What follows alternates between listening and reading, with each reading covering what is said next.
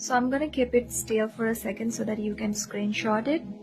So these are some of the self-reflection questions that I prepared for myself, which goes like, what you are good at, if you don't know, like, what's happening, or like nothing's going right, your mind is like foggy right now and you want some clarity. So this is gonna help you so much. If you you need to focus on honesty.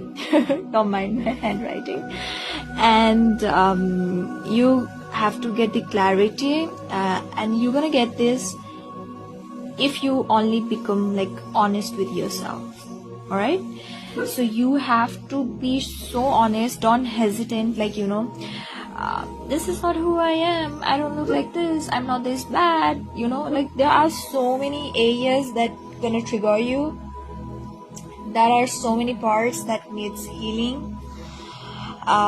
So you need to go through this process in order to get this clarity. And another thing is that you need to dig really deep so that you would eventually get the clarity.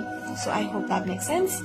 And so at last minute I added this, like what my dream life would look like, and what's my higher self gonna look like, and what kind of actions should I take to become my higher self. So what kind of person should I become? So these are some of the questions that you can go on.